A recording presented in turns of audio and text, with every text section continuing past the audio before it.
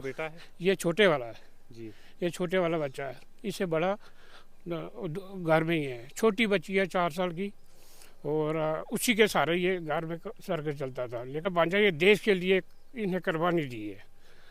फ़ख्र है उसको, हमारे को फ़ख्र है उस पर। पहले भांजा जो 2017 में शहीद हुआ था उस पर ही फ़ख्र था, लेकिन इस पर दुश्मन से लोहा लेते हुए ये शहीद हुआ है। ऐसे नहीं हुआ, ये सिर झुकाया नहीं इन्हें। और हमारे को बहुत फ़ख्र है इस भांजे पर। 2 दिन से कालाकोट में जो इनकाउंटर चल रहा है उसमें हमारी फ़ौज के 5 जवान जो हैं वो शहीद हुए हैं। मैं पुंछ में हूँ और पुंछ अजोट के पीछे जो आप घर देख रहे हैं ये एक शहीद का घर है।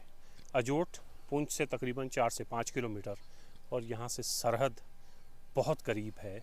आप पैदल भी जा सकते हैं, सरहद तक पैदल भी पहुँच सकते हैं। मुश्किल से 2-3 किलोमीटर का 4 किलोमीटर का फासला होगा।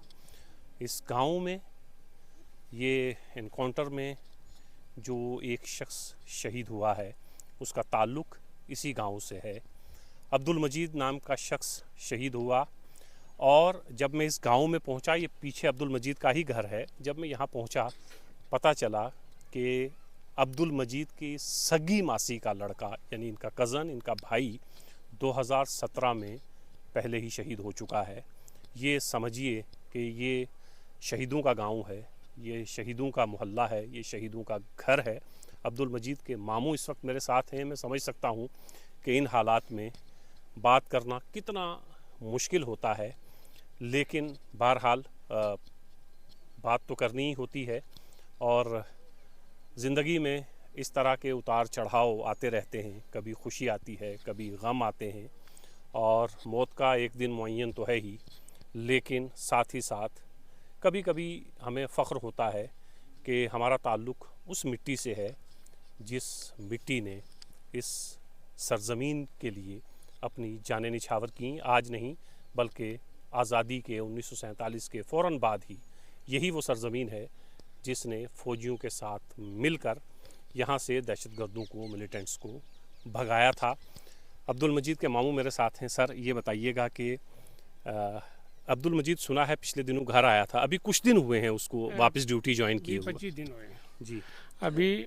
मेरा नाम मोहम्मद यूसुफ, मैं रिटायर आर्मी से। अच्छा, आप भी आर्मी में हैं? हाँ जी, मैं रिटायर 12 जगलाई से रिटायर हूँ, 20 साल सर्विस करके। और ये मेरे 2 भांजे थे, एक 15 जगलाई में, एक नैन पैरा में। और जो 15 जगलाई में था ये 2017 में बीजी में शहीद हुआ था, पाकिस्तान की फायरिंग से उधर शहीद हुआ था। आज कल जो है 21 तारीख को दूसरा भांजा मेरा जो है हवलदार अब्दुल हमीद नैन पैरा, और वहाँ शहीद हुआ है कालाकोट में।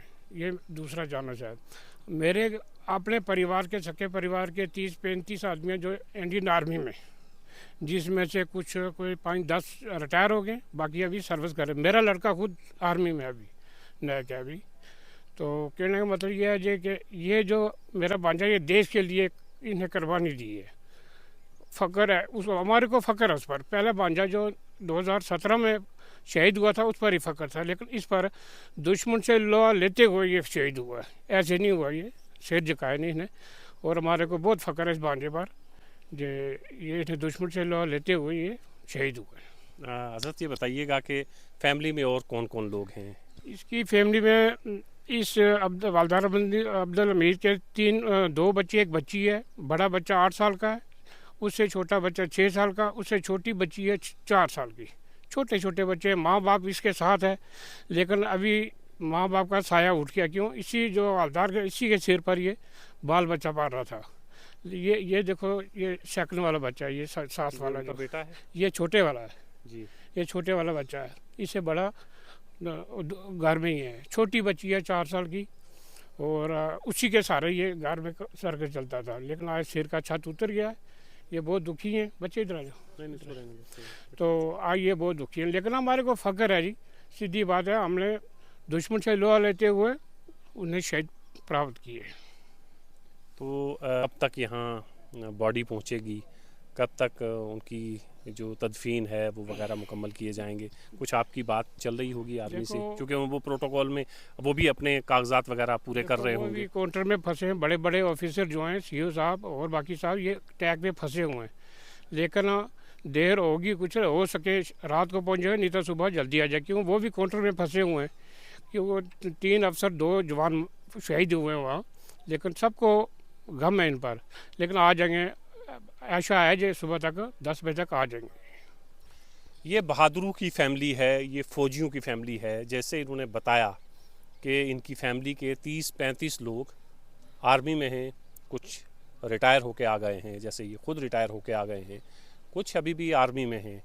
फ़ख्र उस बेटे पर भी जो 2017 में शहीद हुआ, फ़ख्र इस बेटे पर भी जो अभी एक दिन पहले कालाकोट में इनकाउंटर में शहीद हुआ है। आम लोग इतना तो कर ही सकते हैं कि ये जो शहीद फैमिलीज़ होती हैं इनका सम्मान करें, इनका आदर करें और भूलें नहीं उन लोगों को जिन लोगों ने अपनी जान का नजराना पेश किया।